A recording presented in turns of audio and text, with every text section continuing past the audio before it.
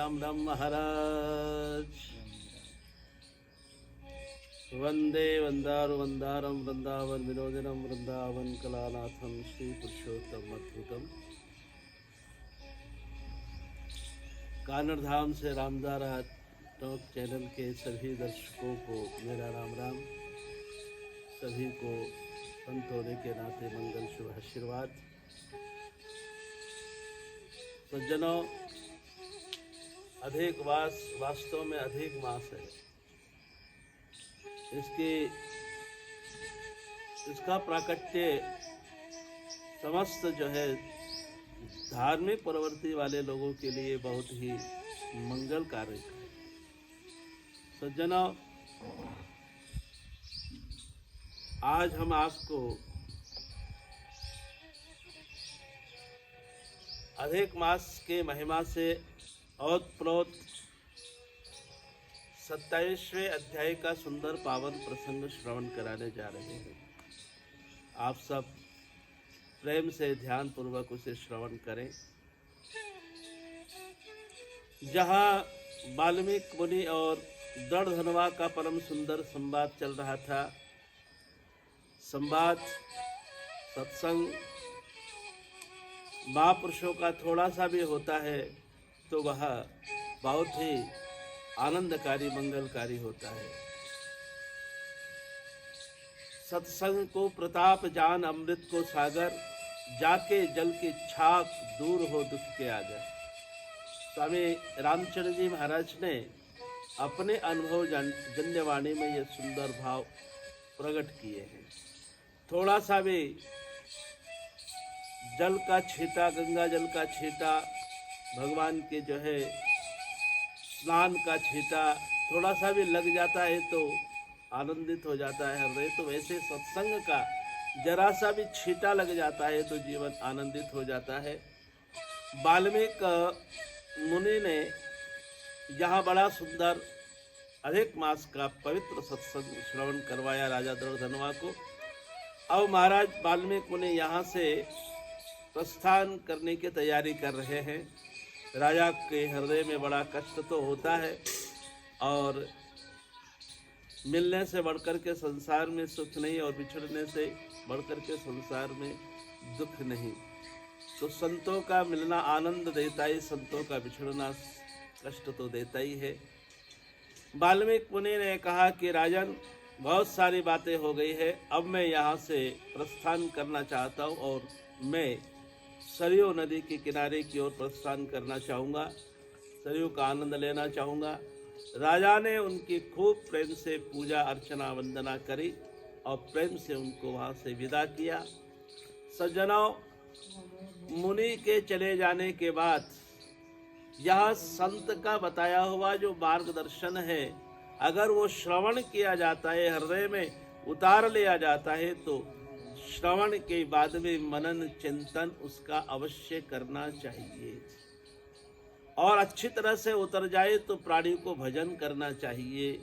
और यहाँ पर मुनि के चले जाने के बाद में राजा ने अपनी पत्नी गुण सुंदरी जिसका नाम है उससे कहा कि देवी, वास्तव में जो है ये संसार असारा, मन रे ये संसार असारा, तो क्यों सार जान के पकड़ो, क्यों भूलो करतारा, ये संसार असारा। ये भी स्वामी रामचंद्र जी महाराज के पावन पवित्र जो है मंगलमय हृदय के उद्गार है, जो उन्होंने अपने भजनों के माध्यम से प्रस्तुत किए हैं। आज राजा भी जो है यहाँ पर यही बात कह रहा है कि वास्तव में ये संसार असार है और अब मैंने संतों के मुखारविंद से जान लिया है कि सार वस्तु क्या है। ये मुझे एहसास हो गया है जो भगवान ने गीता में भी कहा है कि ये संसार असत्य है, असत्यम असुखम लोकम इमं प्राप्य भजस्व माम। गीता भी यही कहती है कि असत्य और सार रहित इस संसार के अंदर जो है इस जीवन को प्राप्त करके और सत्य का अनुसरण कर लेना ही समझदारी है। तो बस दोनों ने आपस में विचार बनाया और सत्संग का, पुरुषोत्तम की पावन महिमा का प्रभाव उसके ऊपर ऐसा हुआ कि उन्होंने जो है सपत्नी सब कुछ गृह त्याग करके पुत्रों को राजपाट सौंप करके और वहां से जो है वह भजन करने के लिए प्रस्थान कर जाते हैं।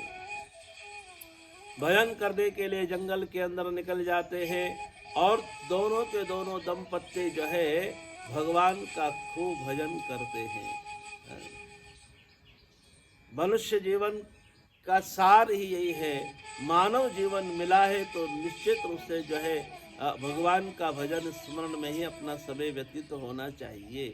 सज्जनों, उसने अपना सारा समय भगवान का भजन करते हुए, प्रभु का स्मरण करते हुए दोनों दंपत्ति ने अपने इस शरीर का त्याग कर दिया और सुंदर दिव्य रूप धारण करके इस भजन के प्रताप से विमान आता है और विमान के अंदर वह विराजमान होकर के और भगवान के पवित्र गोलोक धाम की ओर वह प्रस्थान कर जाते हैं।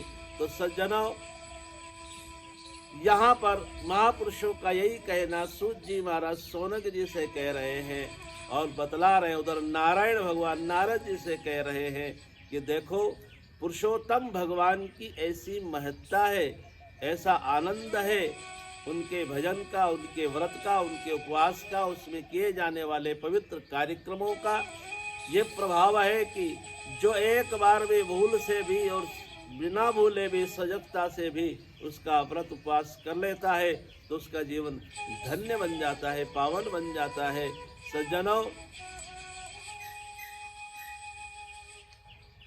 कैसा भी प्राणी अनजान में भी करने वाला हो तो उसको भी जो है, क्योंकि मनुष्य जन्म हम बार बार ले और चाहे कितना ही तप करें, लेकिन जो तपस्या करने से जो फल नहीं मिलता, ऐसा नारायण का कथन है कि वो फल जो है सज्जनों किससे प्राप्त हो जाता है? भगवान के भजन अर्थात श्री पुरुषोत्तम का आश्रय लेने से वह फल मिल जाया करता है। इतनी महत्ता है इसमें, चाहे कितना भी जो है कैसा भी प्राणी क्यों ना हो, वो पशु भी अगर है तो पशु का भी जीवन धन्य बन जाता है। एक बंदर जैसा प्राणी जो है, बंदर की योनि कोई अच्छी योनि नहीं है और ऐसा जीव भी जो है अनजान में पुरुषोत्तम का आश्रय ले लेता है तो उसका जीवन संवर जाता है। यह जिज्ञासा नारद जी महाराज के हृदय में उत्पन्न होती है और वो कहते हैं कि महाराज वो बंदर कौन था, क्या था, उसके बारे में उन्होंने पूछा तो उन्होंने कहा कि एक केरल देश है, उस केरल देश के अंदर एक बड़ा ही लोभी ब्राह्मण था। पिता ने उसका नाम जो है चित्र शर्मा रख रखा था और एक माली जो था उसका मित्र था और बड़ा ही कृपण विचारधारा का था, लेकिन उसके उनके दोनों के अच्छे मित्रता थे और इसके कर्म जो है चित्र शर्मा के अच्छे नहीं थे। लोगों से जो है वह त्याज्य हो गया, सबने उसका त्याग कर दिया। तो उस माली ने मित्र ने क्योंकि मित्र तो मित्र होते हैं साहब, मित्र तो मित्र होते हैं। और लेकिन आज के ज़माने में देखा जाए तो आजकल के मित्र तो कागज के फूल हैं। आजकल के मित्र तो कागज के फूल हैं और दिखने में तो खुशनवा, लेकिन सूंघने में धूल है। किसी के भी आपत्ति, मित्रता होती है, चाहे मित्र कैसा भी हो, लेकिन मित्र उसके प्रति जो है पूरी वफादारी निभाता है। उसने अपने बाग पर उसको रख दिया और उसके ऊपर जो है उसका बहुत बहुत विश्वास है। उसने किसी मंदिर में जाकर के जो है सेवा का कार्य शुरू कर दिया राजा के यहाँ पर और सब कुछ उसको सौंप दिया।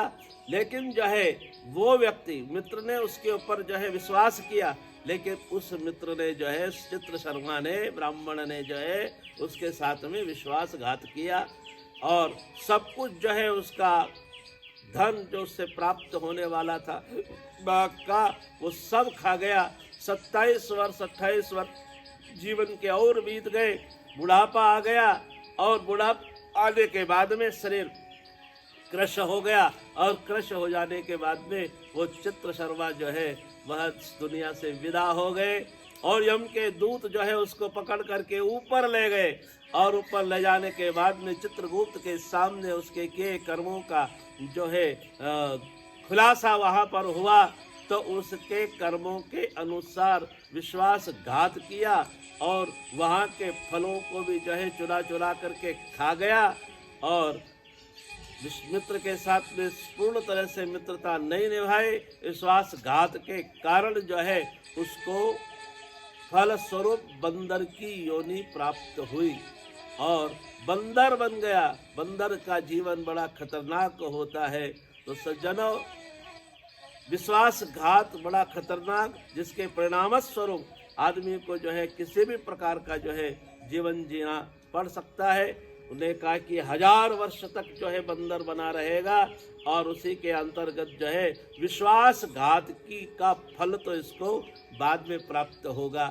अब उसको क्या फल मिलता है, ये सारा प्रसंग हम आपको आने वाले समय में श्रवण करवाएंगे। तब तक के लिए आपको इंतजार करना होगा। लेते हैं हम आपसे विदा और फिर से कल मिलेंगे। बोलो श्री राधा पुरुषोत्तम भगवान की जय।